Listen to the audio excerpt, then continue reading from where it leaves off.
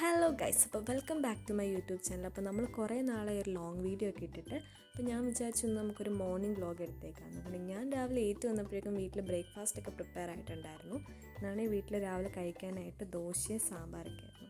അങ്ങനെ ഞാൻ അതൊക്കെ തപ്പി ചെന്നപ്പോഴാണ് കണ്ടത് കുറച്ച് ദോശമാവ് മിക്സ് ഇരിപ്പുണ്ടായിരുന്നു. ഒരു 1-2 ദോശക്കുള്ള മാവുണ്ട്. അപ്പോൾ ഞാൻ വിചാരിച്ചു നമുക്ക് കുറച്ച് മസാല ദോശ ഉണ്ടാക്കാമെന്ന്. അപ്പോൾ മസാല ദോശയുടെ ഗ്രേവിക്ക് വേണ്ട ഉരുളക്കിഴങ്ങ് മാത്രമേ ഇവിടെ ഉള്ളൂ, ക്യാരറ്റും സാധനങ്ങൾ ഒന്നും ഇല്ലായിരുന്നു.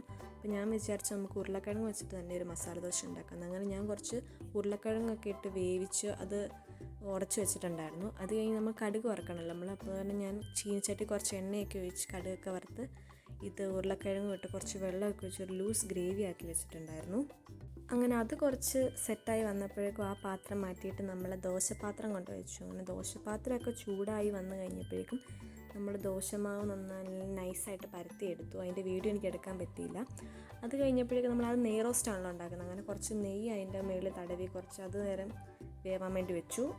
അങ്ങനെ അത് നന്നായിട്ട് മുരിഞ്ഞൊക്കെ വരാൻ വേണ്ടി നമ്മൾ കുറച്ച് നേരം അങ്ങനെ വെയിറ്റ് ചെയ്തു. അങ്ങനെ അതും കുറച്ച് നേരം മുരിഞ്ഞിങ്ങ് വന്നപ്പോഴേക്കും നമ്മളതിലേക്ക് മാവ് നമ്മൾ തയ്യാറാക്കി വെച്ച മസാല നമ്മളിട്ട് നന്നായിട്ട് പരത്തി വെച്ചു.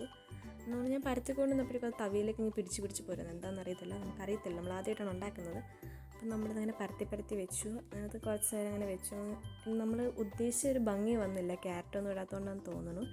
അത് കഴിഞ്ഞ് നമ്മളത് മറിച്ചിട്ട സംഭവം ഒരു ദോശ അങ്ങനെ തയ്യാറാക്കി. അപ്പം നമ്മൾ ഒരു ദോശയാണ് ചുട്ടത്. അതുപോലെ ഞാൻ വേറെ 2 ദോശയും കൂടെയുള്ള മാവുള്ള കാരണം 2 കൂടെ അങ്ങനെ ഉണ്ടാക്കി വെച്ചിട്ടുണ്ടായിരുന്നു. അങ്ങനെ നമ്മൾ ടോട്ടൽ 3 ദോശയായിരുന്നു നമ്മൾ ഉണ്ടാക്കിയത്. അപ്പോൾ ഇത്രയേ ഉള്ളൂ. നമുക്ക് ബാക്കി വീഡിയോസായിട്ട് അടുത്തതിൽ കാണാം.